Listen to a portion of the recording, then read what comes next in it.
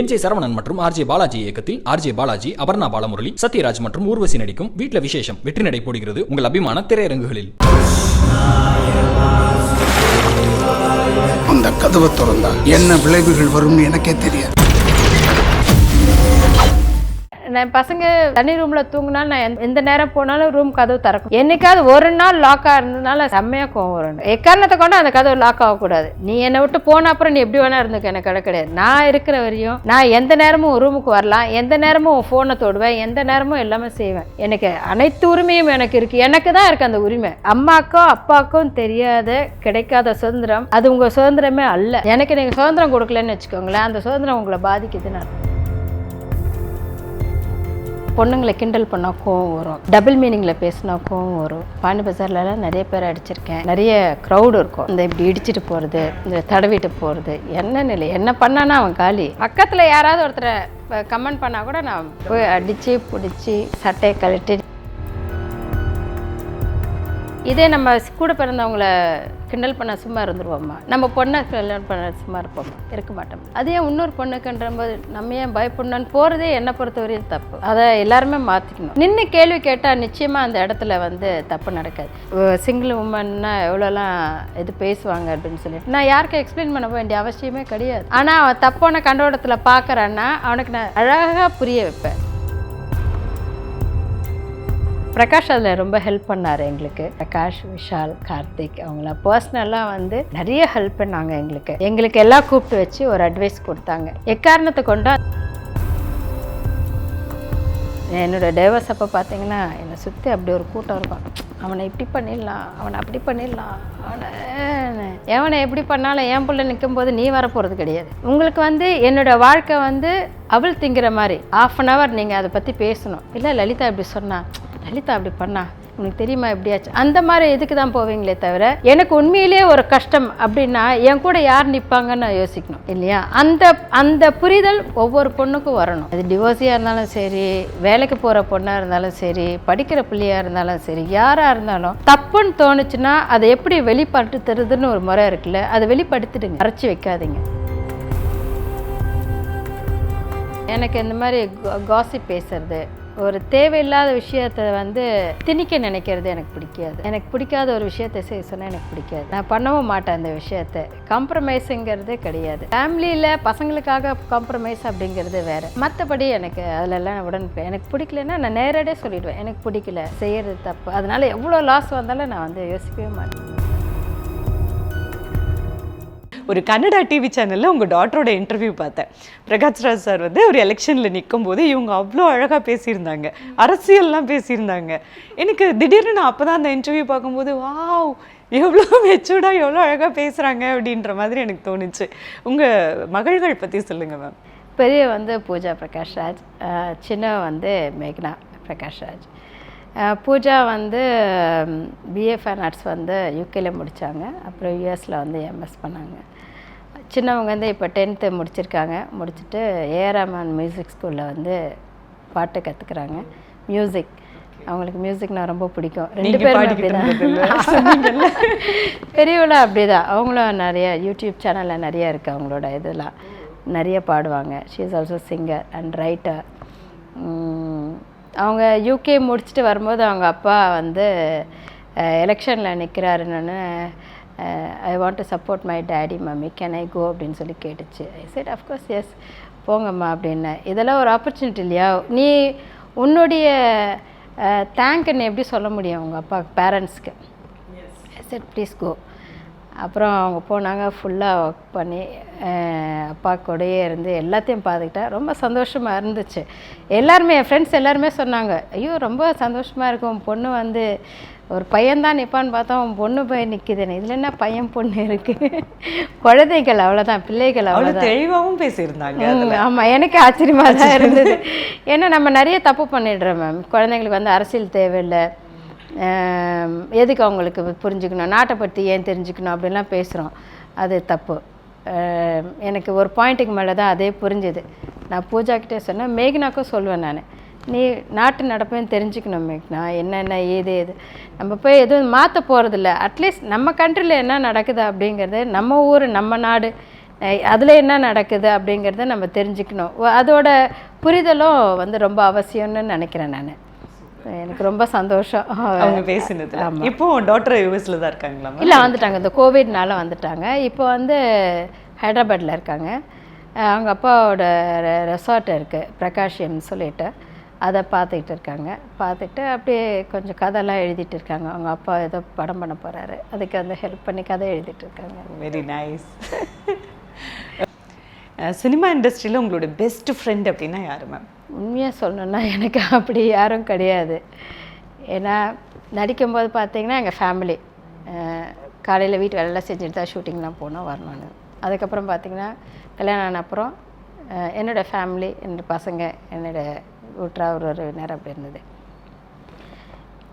Divorce ஆன அப்புறம் பார்த்திங்கன்னா என்னோடய உலகம் வெறும் பசங்க மட்டும்தான். நான் அதுக்குன்னு வெளியெலாம் சுற்ற மாட்டேன்லாம் நினைக்காதேங்க. நல்லா பேசுவேன், நல்லா ஜாலியாக. ஃப்ரெண்ட்ஸ் எனக்கு அதை கூப்பிட்டாங்கன்னா வெளியே போய் சாப்பிட்டுட்டு வருவேன், எல்லாமே பண்ணுவேன். நிறைய ஊர் சுற்றுவேன், அப்ராட் போவேன். நான் அப்ராட் போகிறதெல்லாம் பசங்களோட தான் போயிடுவேன். வருஷத்துக்கு ஒரு 3 வாட்டி கிளம்பிடுவோம். நான் 2 பிள்ளைங்களும் நல்லா ஜாலியாக சுற்றிட்டு வருவோம். வந்தோடனே ஸ்கூல் இருக்கும், அப்படியே பேக்டாக இருக்கும். Travel is a very good relaxation இல்லை? ஆமாம், கண்டிப்பாக. அது 2 குட்டிங்களை கூப்பிட்டு போகிறது சண்டையும் இருக்கும் பயங்கரமாக, ஆனால் ஜாலியாகவும் இருக்கும். ஸோ அதனால் எனக்கு அப்படி போயிடுச்சு. ஓகே. ஒன்றும் இல்லை, சின்ன வயசில் போட்ட ஒரு மெமரபிள் சண்டை ஏதாவது ஞாபகம் இருக்காங்க? இப்போ நினச்சி பார்த்தா மெமரபிள் சின்ன வயசுலேயே சொல்கிறீங்க. நான் நிறையவே சண்டை போடுவேன். அதுக்கப்புறம் சாரி கேட்டிருக்கீங்களா? நோ நோ கேட்டதே இல்லையா? பாண்டி பஜார்லாம் நிறைய பேர் அடிச்சிருக்கேன். எனக்கு யாராவது பொண்ணுங்களை கிண்டல் பண்ணால் கோவம் வரும். அப்படியா? டபுள் மீனிங்கில் பேசினா கோவம் வரும். பாண்டி பஜாரில் போவோம்ல, அப்போலாம் நிறைய க்ரௌடு இருக்கும். இந்த இப்படி இடிச்சிட்டு போகிறது, இந்த தடவிட்டு போகிறது, என்ன நிலை என்ன பண்ணானா அவன் காலி. அப்படியா? பக்கத்தில் யாராவது ஒருத்தரை கமெண்ட் பண்ணால் கூட நான் விட மாட்டேன், அடித்து பிடிச்சி அவனை வந்து சட்டையை கழட்டி நிற்க விட்டு வச்சு அந்த மாதிரி நிறைய பண்ணியிருக்கேன். எப்படி பண்ணுவேன்னு? Seriously it's bold ma'am. நிறைய பேர் வந்து இன்க்ளூடிங் மீ இந்த மாதிரி ஒரு பப்ளிக் பிளேஸில் ஏதாவது அப்யூஸ் நடந்தது அப்படின்னா திரும்பி பார்த்து சுதாரிச்சு ஒரு ஷாக் ஆகி திருப்பி ரெக்கவர் ஆகிறதுக்குள்ள நான் போலீஸ் ஸ்டேஷன்லலாம் போய் கம்ப்ளைண்ட். அப்படியா? நான் அப்போலாம் வந்து பாண்டி பஜார் போலீஸ் ஸ்டேஷனை கம்ப்ளைண்ட் பண்ணியிருக்கேன். எவனோ ஒருத்தர் ஈஸியார், அப்போ ஈஸியாரில் எவனோ ஒருத்தர் வந்து கிண்டல் பண்ணிட்டேன், நானும் பிடிச்சிட்டு போய் போலீஸ் ஸ்டேஷனில் விட்டுருக்கேன். அந்த மாதிரி நிறைய பண்ணியிருக்கேன். இது எல்லாரும் கற்றுக்கணும் இல்லை? கண்டிப்பாங்க. எப்படிங்க நீங்கள் நம்ம இதே நம்ம கூட பிறந்தவங்கள கிண்டல் பண்ண சும்மா இருந்துருவோம்மா? நம்ம பொண்ணை கிண்டல் பண்ண சும்மா இருப்போம்மா? இருக்க மாட்டோம்ல. அதே இன்னொரு பொண்ணுக்குன்ற போது நம்ம ஏன் பயப்படணுன்னு போகிறதே என்னை பொறுத்த வரையும் தப்பு. ஃபஸ்ட்டு அதை எல்லாருமே மாற்றிக்கணும். நின்று கேள்வி கேட்டால் நிச்சயமாக அந்த இடத்துல வந்து தப்பு நடக்காது. ஏன் ஒரு 3 மாதத்துக்கு முன்னாடி இந்த சிக்னல் ஆரியபுரம் சிக்னலில் இருக்குல்ல, ஒரு பொண்ணு ஒரு பையன் 2 பேரும் சிக்னலில் பக்கத்தில் நின்று அந்த பையன் வந்து அந்த பொண்ணை அடிக்கிறான். சிக்னல் கிராஸ் பண்ணிட்டு போகிறாங்க, எல்லோரும் போயிட்டே இருக்காங்க. நான் கிராஸ் பண்ணிவிட்டேன், என்னால் முடியல. வண்டியை ஓரமாக நிறுத்திட்டு வந்துட்டு என்ன அவங்க பிரச்சனை அப்படின்னு. இல்லை மேடம், நான் 5 நிமிஷத்தில் நீ அந்த பக்கம் போகலன்னா உன்னை தோலை உரிச்சிடும்டா ராஸ்கல்னு சொல்லி அந்த பொண்ணுச்சு எச்சிக் நில்லு அப்படின்னு சொல்லி நிற்க வச்சு இந்த பொண்ணையும். ஆமாம், ஏன்னா மறுபடியும் அங்கே போயிட்டுனா அடுத்த இடத்துல நின்று சண்டை போடும். இந்த பொண்ணு ஆனால் இஷ்டப்பட்டு தான் அடி வாங்கிட்டு நிற்குது. 2 பேரும் லவ்வர்ஸ். ஓகே, பட் அடிக்கணும்னு என்ன இருக்குது அதில்? ரோட்டில் நடக்கணும்னு இது கிடையாதுல்ல. நீ ஆம்பளைத்தனத்தை வந்து நீ அங்கே அடிக்கிறவனா ஆம்பளையான்னு அதெல்லாம் கிடையவே கிடையாது. ஸோ அவனை பிடிச்சி சண்டை போட்டு அவனை வந்து அவன் போகிற வரையும் வெயிட் பண்ணிவிட்டு அப்புறம் அந்த பொண்ணுக்கிட்ட சொன்னேன், நீ வீட்டில் எப்படி வேணால் இருந்துக்கம்மா, வெளியில் வரும்போது சண்டைன்னு வருதா ஒன்று அமைதியாக பஸ் ஏறி போயிடு, வீட்டுக்கு போயிடு. இந்த மாதிரி நின்று ரோட்டில் பார்க்குறது உனக்கு தான் அசிங்கம். நாளைக்கு ஏதாவது ஒரு இதில் வந்து உன் மனசை அதை வந்து பாதிக்கும். அந்த பொண்ணை வந்து ஃப்யூச்சரில் வந்து இந்த ஒரு சம்பவம் வந்து அவளுக்கு எப்படி வேணால் மாற்றலாம். அவள் லைஃப்பை நெருடலாக ஆகலாம், அவளோட இது மாற்றம் ஏற்படலை, எப்படி வேணால் வரலாம். ஸோ அந்த பொண்ணுக்கு சொல்லிவிட்டு போ, வீட்டுக்கு போ, ஃபஸ்ட்டு வீட்டுக்கு போ, அதுக்கப்புறம் பார்க்கலாம் அப்படின்னு சொல்லி வீட்டுக்கு அனுப்பிச்சு. 100% ட்ரூ.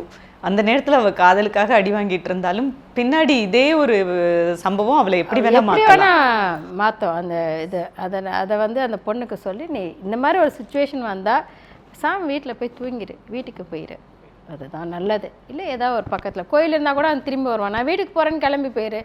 நான் மேக்ஸிமம் ஒரு 4 நாள் பேச மாட்டான். 5ஆவது நாள் உண்மையிலே பாசமாக இருந்தால் வரப்போகிறான். அப்புறம் பார்த்துக்கலாம். பார்த்துக்கலாம். கரெக்ட்.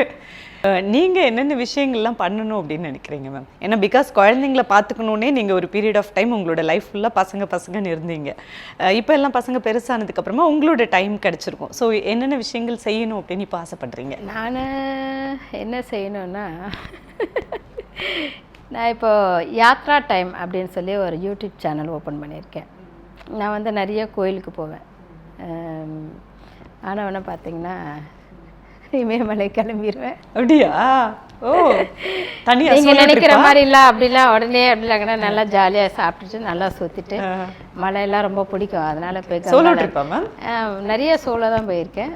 அதனால் சரளாக்கா ஒரு வாட்டி மீட் பண்ணேன். என்னையும் கூப்பிட்டு போடி, நானும் சார்தாம் பார்க்கணும் அப்படின்னாங்க. சரி வா அப்படின்னு சொல்லி கூப்பிட்டு போனேன். இப்போ நாங்கள் 2 பேரும் செட் ஆகிட்டோம். எங்கே போனாலும் கூடியே கிளம்புறது. இப்போ தான் கேதார்நாத் பற்றி 5 கேதார் அப்படின்னு சொல்லிட்டு ஒரு இது சீரீஸ் பண்ணி முடித்தேன். இப்போ நேபாள் போயிட்டு வந்தோம். இப்போ அதில் போயிட்டு இருக்கு. நான் கலர்ஸ் தமிழில் தரின்னு சொல்லி ஒரு சீரியலை ப்ரொடியூஸ் பண்ணேன். ஸோ அது ஒரு 170 எபிசோட் போச்சு. ஸோ அது முடிஞ்சிச்சு. கோவிட்னால கொஞ்சம் இது பண்ணி நிறுத்திட்டோம். இப்போ வந்து ஓடிடியில் பண்ணணும்னு ஆசை. ட்ரை பண்ணிகிட்டு இருக்கேன். நீங்கள் டைரக்ஷன் பண்ணணும்னு 100% கிடையாது, ப்ரொடியூசர். ஓகே ஓகே, அது பண்ணணும்னு ஆசை இருக்குது. ஓ, ப்ரொடியூசராக ஒர்க் பண்ணணும் அப்படின்ட்டு ஆசை. ஓகே. பெண்களுக்கு நீங்கள் சொல்ல விரும்புகிற விஷயங்கள் என்னென்ன மேம்? பெண்களுக்கு நம்ம மேலே நம்மளுக்கு ஃபஸ்ட்டு கான்ஃபிடென்ட் வேணுங்க. ஓவர் கான்ஃபிடென்ட்டாகவும் ஆகிடக்கூடாது. நான் நிறைய கோவப்பட்டு நிறைய இழந்திருக்கேன். ஸோ அந்த கோபம் வந்து கூடாது அப்படின்னு சொல்லி தோணுது. என்னோடய கோபம் எனக்கு நியாயமாகப்பட்டது. ஆனால் மற்றவங்களுக்கு அது வந்து இவ ரொம்ப கோவக்காரி அப்படின்வாங்க. எனக்கு என்னென்னா, என்னை ஏன் வந்து கேட்க மாட்டேறீங்க, எது தப்பு ரைட்டுன்னு. எனக்கு எப்படி கோவம் வரும்னா, நீ தப்பு பண்ணி அப்படின்னு கேட்டால் நம்ம ஆமாம் பண்ணோம் இல்லைன்னு சொல்லலாம். நீ தப்பு பண்ணிட்ட அப்படின்னா நீ யார் என்னை டிசைட் பண்ணுறதுக்கு அப்படின்னு ஒரு கோவம் வரும்ல. அந்த கோவம் எனக்கு கொஞ்சம் வந்தாலும் பயங்கரமாக வெளிப்படுத்துவேன். நான் ரொம்ப பெருசாக வெளிப்படுத்துவேன். அது என்னோட பெரிய மைனஸ். ஸோ கோபம் வந்து எதுக்கு வேலைக்கு ஆகாதுன்னு தெரியும். ஆனால் அது இல்லைனாலும் வாழ்க்கை கிடையாது. ஏன்னா மனுஷனாக பிரதிபலிக்கிறது அது மட்டும்தான். எங்கே உங்களுக்கு கோவம் வரலையோ அங்கேயே நீங்கள் வந்து ஒரு ஜடம் மாதிரி ஆகிடும். நம்மளோட உணர்வுகளை நம்ம சொல்கிறது இல்லை. நம்ம என்னதான் சாந்தமாக போய் சொன்னாலும் நிறைய விஷயங்கள் வந்து அது ரீச் ஆகிறது கிடையாது. கான்ஃபிடென்ட் வேணும். நம்ம மேலே ஃபஸ்ட்டு நமக்கு உங்களுக்கு கோவம் உண்டாக்கும்னு நினைக்கிறீங்க மேம்? எனக்கு சொன்னல, எனக்கு இந்த மாதிரி காசிப் பேசுறது, ஒரு தேவையில்லாத விஷயத்தை வந்து திணிக்க நினைக்கிறது எனக்கு பிடிக்காது. எனக்கு பிடிக்காத ஒரு விஷயத்தை செய்ய சொன்னால் எனக்கு பிடிக்காது. நான் அதில் வந்து ஒத்துக்க மாட்டேன். நான் பண்ணவும் மாட்டேன் அந்த விஷயத்தை. காம்ப்ரமைஸுங்கிறதே கிடையாது. ஃபேமிலியில் பசங்களுக்காக காம்ப்ரமைஸ் அப்படிங்கிறது வேறு. மற்றபடி எனக்கு அதிலெல்லாம் உடன்பேன். எனக்கு பிடிக்கலன்னா நான் நேரடியாக சொல்லிவிடுவேன், எனக்கு பிடிக்கல, செய்கிறது தப்பு. அதனால எவ்வளோ லாஸ் வந்தாலும் நான் வந்து யோசிக்கவே மாட்டேன். அந்த மாதிரி. ஆமாம். ஸோ சொல்லிட்டு இருந்தீங்க பெண்கள் எப்படி இருக்கணும் அப்படின்னு. பெண்களுக்கு சொல்ல விரும்புகிற விஷயங்கள்? பெண்களால் முடியாதது எதுவுமே இல்லைங்க. அதை கொஞ்சம் இவங்க பேச்சு அவங்க பேச்சுன்னு கேட்காம நம்மளுக்குன்னு ஒரு அறிவு இருக்குல்ல. சரி, நீங்கள் நிறைய பேர் சொல்கிறத கேட்டுக்கோங்க. உதாரணத்துக்கு என்னோடய டைவர்ஸ் அப்போ பார்த்தீங்கன்னா என்னை சுற்றி அப்படி ஒரு கூட்டம் இருக்கும். அவனை இப்படி பண்ணிடலாம், அவனை அப்படி பண்ணிடலாம், எவனை எப்படி பண்ணாலும் என் பிள்ளை நிற்கும்போது நீ வரப்போகிறது கிடையாது. உங்களுக்கு வந்து என்னோடய வாழ்க்கை வந்து அவள் திங்கிற மாதிரி 1/2 hour நீங்கள் அதை பற்றி பேசணும். இல்லை லலிதா இப்படி சொன்னா, லலிதா அப்படி பண்ணா, உனக்கு தெரியுமா எப்படியாச்சு, அந்த மாதிரி இதுக்கு தான் போவீங்களே தவிர எனக்கு உண்மையிலேயே ஒரு கஷ்டம் அப்படின்னா என் கூட யார் நிற்பாங்கன்னு நான் யோசிக்கணும் இல்லையா. அந்த புரிதல் ஒவ்வொரு பொண்ணுக்கும் வரணும். அது டிவோர்ஸியாக இருந்தாலும் சரி, வேலைக்கு போகிற பொண்ணாக இருந்தாலும் சரி, படிக்கிற பிள்ளையாக இருந்தாலும் சரி, யாராக இருந்தாலும் தப்புன்னு தோணுச்சுன்னா அதை எப்படி வெளிப்படுத்துறதுன்னு ஒரு முறை இருக்குல்ல, அதை வெளிப்படுத்திடுங்க, மறைச்சி வைக்காதீங்க. ஐயோ என்ன நடந்துருமோ அப்படிங்கிற பயம் இருக்குது பார்த்தீங்களா, அது ரொம்ப தப்பு. அடுத்தவனை வந்து இன்னும் உங்கள் மேலே அந்த தப்பை திணிக்கிறதுக்கு வசதியாக போயிடுது. நம்ம வந்து சண்டை வேணாம் பொறுத்து போகலாம் அப்படிங்கிறது இருக்கு இல்லையா. பொறுமைன்றது குடும்பத்தில் இருக்கணும். வெளியில் ஈவன் ஒர்க்கிங் இதில் கூட தேவையில்லைன்னு நினைக்கிறேன். தப்பு செஞ்சால் தப்புன்னு சொல்லுங்கள். 2 வாட்டி சொல்லுங்கள், 3வது வாட்டி கேட்கலன்னா சப்புன்னு அரைஞ்சி சொல்லுங்கள், கண்டிப்பாக கேட்பாங்க. அந்த தைரியமும் இருக்கணும். கண்டிப்பாக தைரியம் இருந்தால் தானே சப்புன்னு அரைய முடியும். கண்டிப்பாக அந்த எடுத்து சொல்லணும். நான் வந்து நீ தப்பு பண்ணுற அப்படிங்கிறது நீங்கள் எப்படி நீங்கள் கன்வே பண்ணணும் இல்லையா? இல்லைன்னா அவனுக்கு எப்படி தெரியும்? அவன் என்ன நினச்சிப்பான், ஓகே இது ஓகே போல இருக்கு அப்படின்னு நினச்சிப்பான். பிடிக்கலங்கிறத ஃபஸ்ட்டு நீங்கள் சொல்லிவிடுங்க அப்படிங்கிறது தான் என்னுடைய இது. அமைதியாக போகிறதுனால தான் பாதி பிரச்சனை உருவாகுது. அமைதியாக போகிறதுனால இல்லை, அமைதியாக போகலாம். அவன் செய்கிற தப்பை நீங்கள் அவனுக்கு எப்படி உணர்த்துவீங்க? அமைதியாக கூட உணர்த்தலாம் இல்லையா? சார் நீங்கள் செய்கிற தப்பு நீங்கள் இப்படி பண்ணிங்கன்னா நான் வந்து சொல்லிடுவேன். என்ன வேலை போயிடுமா? எவ்வளோ நாள் கஷ்டப்படுவீங்க? உங்களுக்கு திறமை இருக்குல்ல, இன்னொரு வேலை கிடைக்கும் தானே. அதுக்காக ஏன் இந்த கஷ்டத்தை பொறுத்துக்கிறீங்க? அவன் செய்கிற உங்களுக்கு மட்டும் அவன் செய்யலைங்க, உங்களை மாதிரி வரப்போகிற மற்ற பெண்களுக்கும் மற்ற இவங்களுக்கும் அவன் அதே செய்ய போகிறான். அப்போ நீங்கள் என்ன பண்ணணும்? அது ஒரு தடுப்பாக தானே இருக்கணும் நீங்கள். ஸோ கண்டிப்பாக அதை கேள்வி கேட்காம விடக்கூடாதுன்றீங்க. அவன் செய்கிற தப்பு அவனுக்கு சொல்லாமல் இருக்கக்கூடாது அப்படிங்கிற. கரெக்டாக அவனுக்கு உணர்த்தணும், நீ செய்கிறது தப்பு அப்படின்னு உணர்த்தணும். கரெக்ட். எடுத்துக்கிறேன் இந்த பாயிண்ட், பர்சனலாக எடுத்துக்கிறேன் இதை நான். ஆமாம் நிஜமாங்க. இல்லைன்னா இப்போ ஏங்க எவ்வளோ பேர் வந்து உங்களுக்கு தெரியும் சிங்கிள் உமன்னா எவ்வளோலாம் இது பேசுவாங்க அப்படின்னு சொல்லிட்டு நான் யாருக்கும் எக்ஸ்பிளைன் பண்ண வேண்டிய அவசியமே கிடையாது. ஆனால் அவன் தப்பான கண்டோடத்தில் பார்க்குறான்னா அவனுக்கு நான் அழகாக புரிய வைப்பேன். நான் யார், நான் என்ன, நான் எப்படிப்பட்டவ, அதுக்கு மேலே போச்சுன்னா எப்படி பிஹேவ் பண்ணுவாங்கிறத அப்படியே சாந்தமாக சொல்லிட்டு போயிடும். அடுத்த நிமிஷம் வந்து என் முன்னாடி கூட நிற்க மாட்டாங்க. சரி, எப்படி நம்ம வெளிப்படுத்துகிறோங்கிறது நம்மக்கிட்ட இருக்குது. கொஞ்சம் வருஷத்துக்கு முன்னாடி நீங்கள் உங்களோட நீஸ் ஒரு டாட்டர், ஒரு கேர்ள் வந்து காணோம் அப்படின்னு சொல்லி பத்திரிகைகளில் சொல்லியிருந்தீங்களா மேம்? ஆமாம். அந்த விஷயம் என்னாச்சு மேம்? அந்த கேர்ள் கிடச்சிட்டாங்க? ஓ கிடச்சிட்டாங்களே. அவங்க கிடச்சிட்டாங்க. அவங்க வந்து அம்மா கிட்ட சண்டை போட்டுட்டு பெங்களூர் போயிட்டாங்க. ஆக்சுவலி எங்கள் ரிலேஷன் வீட்டில் தான் இருந்தாங்க. அந்த பொண்ணுக்கிட்ட கேட்டிருக்காங்க, இல்லை எனக்கு யாரும் இல்லை, அது கோவம் தனியில் அதுக்கு அது தானாக வாழ்ந்துடலாம் அப்படின்னு நினச்சிருச்சு. சின்ன குழந்தை தானே அது அப்படின்னு நினச்ச உடனே அவங்க சரி சாப்பிட்டு தூங்குமான்னு சொல்லி தூங்கும்போது ஐடி கார்டு எடுத்து பார்த்துட்டு ஃபோன் பண்ணி சொன்னாங்க. ஆக்சுவலாக அந்த பேட்டியில் ரொம்ப எமோஷ்னலாக இருந்தது இல்லையா அவங்க மதரும் நீங்களும் பேசும்போது? நல்ல வேலை கிடச்சிட்டா குழந்தை. ஆமாம். இல்லை அது என்னென்னா ஒரு பொண்ணுங்க, எங்கள் அண்ணனோட பொண்ணு அது, அருணண்ணா இப்போ இல்லை, அவர் தவறிட்டார். அவரோட பெரிய பொண்ணு அது. அதாவது பேப்பரில் படிப்போம் காணாத போச்சு குழந்தை அப்படின்னு. அந்த நிகழ்வு நம்ம வீட்டில் நடக்கும்போது 10 நாள் தூக்கம் இல்லைங்க. தூக்கம் இல்லை.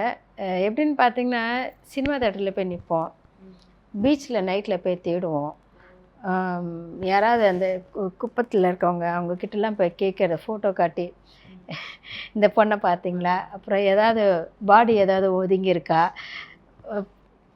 நாளாக ஆக ஆக பயம் வந்து ஏறிக்கிட்டே போகுது.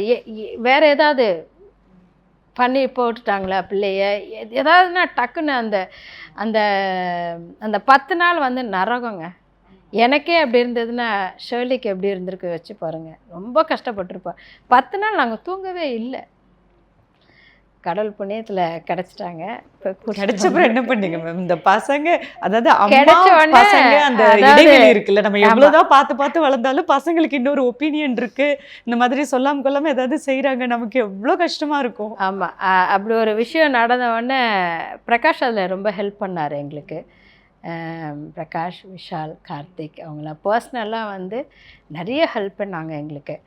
அவங்க எங்களுக்கு எல்லாம் கூப்பிட்டு வச்சு ஒரு அட்வைஸ் கொடுத்தாங்க. எக்காரணத்தை கொண்டு அந்த பொண்ணுக்கிட்ட ஏன் போனேன், எதுக்கு போனேன், உங்களோட நெகட்டிவ்னஸ் ஒரு பாயிண்ட்டு கூட அவளை காட்டிடாதீங்க. அவளுக்கு வந்து அவளை நாங்கள் பேசி சரிப்படுத்திக்கிறோம்.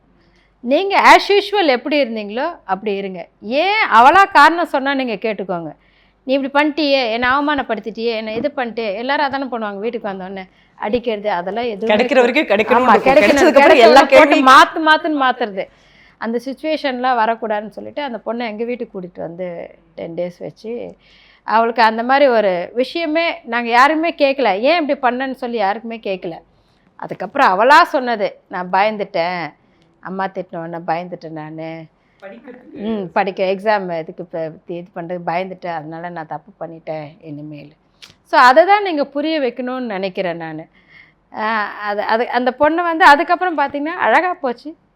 +1 எழுதிச்சு, +2 எழுதிச்சு, காலேஜ் முடிச்சிச்சு, இப்போ ஒர்க் பண்ணிகிட்டு இருக்காங்க. அந்த ஒரு சின்ன தருணம் தான் இல்ல, ஏதோ ஒண்ணு அதை நம்ம எப்படி ஹேண்டில் பண்றோம் அப்படிங்கிற ஒரு ஆமா, அந்த விஷயம் தான். விஷயத்த கூட நீங்க எப்படி அந்த கிடைச்ச பிள்ளைங்களை நம்மள எப்படி ஹேண்டில் பண்ணோம் அப்படிங்கிறது தான் விஷயமே. எமோஷன் ஆகாம ஆமா, கரெக்டா ஆகாம. கைட் பண்ணா நல்ல லைஃப் கொடுக்கலாம் நம்ம ஆமா, குழந்தைங்களுக்கு. கண்டிப்பா கொடுக்கலாம், 100% கொடுக்கலாம். நீங்க குத்தி காட்டுறதுனாலயோ அது சொல்லி காட்டுறதுனாலயோ உங்களுக்கு என்ன பிரச்சனை வரப்போகுது? சொல்லி காட்டணும், அதுவும் பக்குவமா சொல்லி சொல்லி காட்டணும். காட்டணும். கரெக்ட். அது ரொம்ப முக்கியம். குழந்தைங்களை வளர்க்கும் போது பேரண்ட்ஸு இதெல்லாம் பண்ணணும் அப்படின்னா நீங்க என்ன சொல்லுவீங்க மேம்? பிகாஸ் நீங்க நிறைய கிராஸ் பண்ணியிருக்கீங்க. சில்ட்ரன்ஸ் இப்போ இருக்கிற ஜெனரேஷன் வந்து ஒரு ஒரு லாங் கேப் இருக்குது பேரண்ட்ஸுக்கும் இப்போ இருக்கிற ஜெனரேஷன்ஸுக்கும். ஸோ என்ன விஷயம்லாம் பேரண்ட்டாக கையில் எடுத்துக்கணும் அப்படின்னு நினைப்பீங்க? கையில் எடுக்கிறதுக்கு ஒன்றுமே இல்லைங்க, பசங்க உங்கள் கையில் தான் இருக்காங்க, அதை நீங்கள் ஹேண்டில் பண்ணணும். எனக்கு ஃப்ரீடம் வேணும்னு சொல்லிட்டு அடுத்தவங்க வீட்டில் விட்டு போகிறது கரெக்ட் கிடையாது. நான் பெருமைக்கெலாம் சொல்லலை, என் பசங்களை எல்கேஜிலேருந்து இப்போ 10th முடித்தா, பெரிய இதுவே முடித்தா, நான் தான் ஸ்கூலில் கொண்டு போய் ட்ராப் பண்ணுவேன், நான் தான் பிக்கப் பண்ணுவேன். அது எவ்வளோ பெரிய வேலையாக இருந்தாலும் சரி. நான் தரின்னு ஒரு ஷூட் பண்ணேன் இல்லையா, அந்த ஷூட்டிங் வந்து எனக்கு காஞ்சிபுரமில் தான் ஷூட் பண்ணிகிட்டு இருந்தோம். என் பொண்ணை வந்து 7:15 நான் ஸ்கூலில் விடுவேன், நேராக காஞ்சிபுரம் போவேன், அங்கே 1 மணி வரை ஷூட்டிங்கில் இருப்பேன், எல்லாம் பார்த்துட்டு 1:30 மணிக்கு கிளம்புவேன், நேராக 2:45 ஸ்கூலுக்கு வந்து பாப்பாவை பிக்கப் பண்ணிவிட்டு வீட்டுக்கு வந்துடுவேன். ஆமாம், அதேமாதிரி டியூஷன்ஸ் எங்கே போனாலும் டிரைவர் இருந்தாலும் சரி இல்லைனாலும் சரி நான் பர்சனலாக கூட போவேன். நீங்கள் அந்த டைமை நீங்கள் அந்த குழந்தைங்களுக்காக ஸ்பெண்ட் பண்ணலைன்னா அப்புறம் நீங்கள் குழந்தை பெற்றுக்கிறதே வேஸ்ட்டு. மேபி நீங்கள் ஒர்க்கிங் உமனாக இருக்கலாம், அதுக்கு எல்லாத்துக்குமே ஒரு நிர்ணயம் இருக்குல்ல, நீங்கள் ஒர்க்கிங் உமனாக இருக்கலாம், அதுக்கு எப்படி சிம்ப்ளிஃபை பண்ண முடியும்னு பாருங்கள். பசங்க நம்மக்கிட்ட தான் இருக்காங்க, அதை எப்படி வந்து போக விடாமல் பார்த்துக்கணும் அப்படின்றது ரொம்ப முக்கியம்.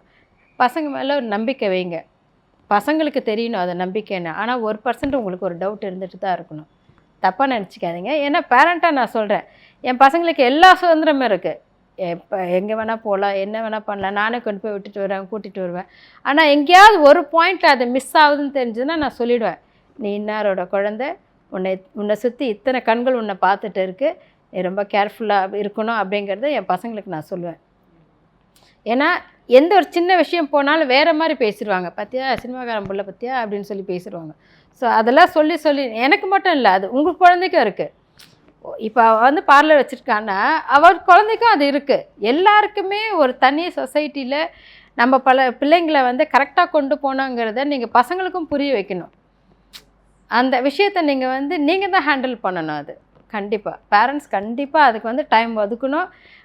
ஒரு உட்காந்து யோசிச்சிங்கன்னா அதுக்கு உண்டான சொல்யூஷன் கண்டிப்பாக இருக்கும். ஆமாம், கண்டிப்பாக இருக்கும், அது டெஃபினட்டாக இருக்கும். நீங்கள் 9 மணிக்கு ஆஃபீஸ் போகிறீங்கன்னா அதுக்கு முன்னாடி பசங்க ஸ்கூலு வராங்கன்னா அதுக்கு உண்டான நேரத்தை பாருங்கள், வந்தவுடனே எப்படி இருக்காங்க எல்லாத்தையுமே டெய்லி நீங்கள் மானிட்டர் பண்ணணும். இது ஒரு வாரம் பண்ணிட்டோம் அது அப்படி தான் பண்ணுவாங்க பசங்கன்னு அப்படின்னு இல்லாமல், நான் பசங்க தனி ரூமில் தூங்கினாலும் நான் எந்த நேரம் போனாலும் ரூம் கதவு திறக்கணும். என்றைக்காவது ஒரு நாள் லாக்காக இருந்ததுனால செம்மையாக கோவம் வரும் எனக்கு. எக்காரணத்தை கொண்டு அந்த கதவு லாக் ஆகக்கூடாது. தனி அறை கொடுத்துருக்கேன் ஆனால் லாக். ஆமாம், லாக் பண்ணக்கூடாது. நான் வந்துட்டு போகிற சுதந்திரம் எனக்கு இருக்கணும். நீ என்னை விட்டு போன அப்புறம் நீ எப்படி வேணால் இருந்துக்க, எனக்கு கிடையாது. நான் இருக்கிற வரையும் நான் எந்த நேரமும் ரூமுக்கு வரலாம், எந்த நேரமும் ஃபோனை தொடுவேன், எந்த நேரமும் எல்லாமே செய்வேன். எனக்கு அனைத்து உரிமையும் எனக்கு இருக்குது, எனக்கு தான் இருக்குது அந்த உரிமை. என்ன பர்சனல் ஃபோன் பார்க்கக்கூடாது அப்படின்னா பச்சு தான், அதெல்லாம் செய்யக்கூடாது. பசங்க ஃபோனெல்லாம் பாஸ்வேர்ட் போட்டு தனியாக வச்சுப்பாங்களே மேம், உங்ககிட்ட கொடுக்குறாங்களே உங்கள் பசங்க? கண்டிப்பாக. ஓ வெரி நைஸ்.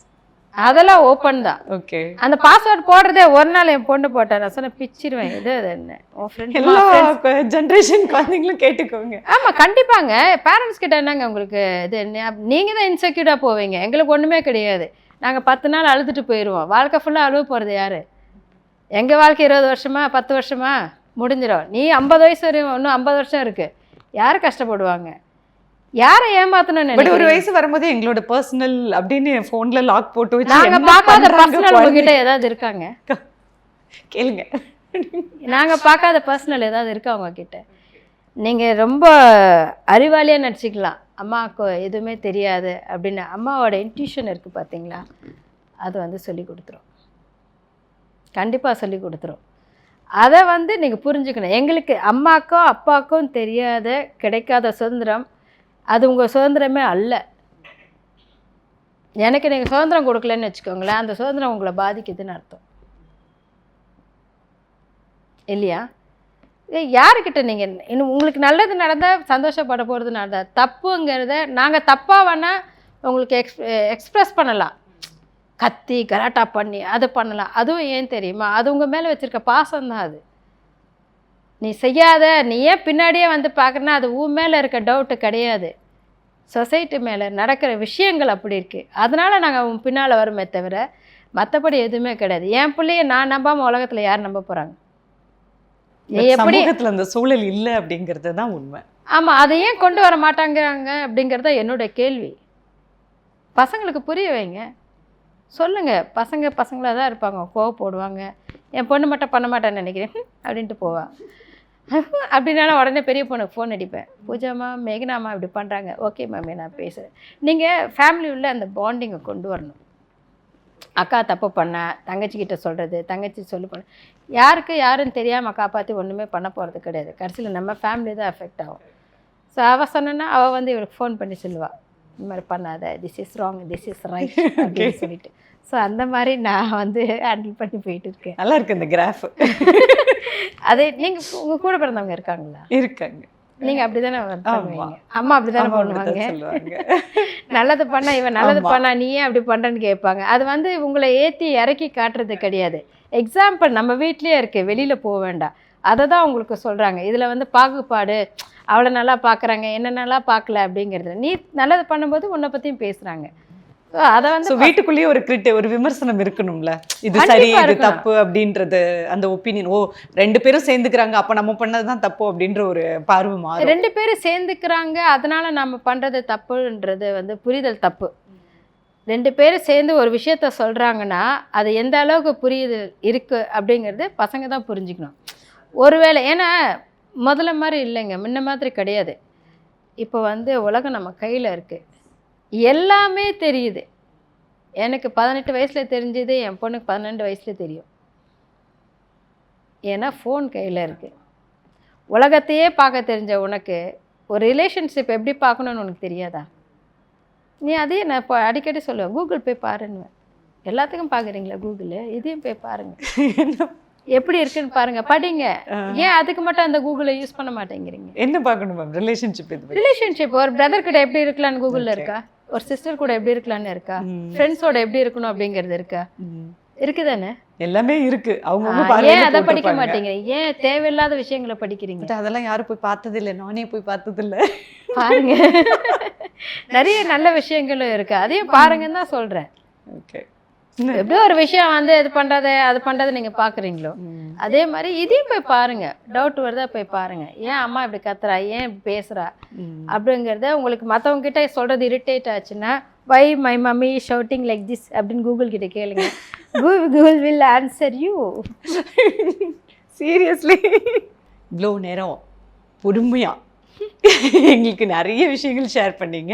அண்ட் உங்களோட இன்டர்வியூ அப்படிங்கிறது உங்களோட லைஃப் டைம் எக்ஸ்பீரியன்ஸ் அப்படிங்கிறத தாண்டி நிறைய பேருக்கு நிறைய விஷயங்கள் கிடைச்சிருக்கும் அப்படின்னு நினைக்கிறேன். அப்படியா? ஆமாம், ஷூர். சந்தோஷம். Thank you so much. ரொம்ப சந்தோஷம். என் மனசில் என்ன தோணுச்சோ அதை தான் நான் சொல்லியிருக்கேன். எதுவும் எக்ஸ்ட்ராவாக எதுவும் ஆட் பண்ணிலாம் சொல்லலை. ஏன்னா நான் உங்ககிட்ட சொன்னதான் யதார்த்தமாக தான் பேசுவேன் அப்படின்னு சொன்னேன். எனக்கு ரொம்ப சந்தோஷம். Wish you all the best for your channel.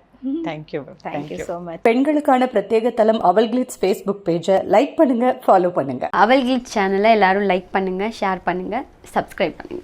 எம்.ஜே. Saravanan மற்றும் ஆர்.ஜே. பாலாஜி இயக்கத்தில் ஆர்.ஜே. பாலாஜி, அபர்ணா பாலமுரளி, சத்யராஜ் மற்றும் ஊர்வசி நடிக்கும் வீட்ல விசேஷம் வெற்றி நடை போடுகிறது உங்கள் அபிமான திரையரங்குகளில். அந்த கதவை திறந்தா என்ன விளைவுகள் வரும்னு எனக்கே தெரியாது.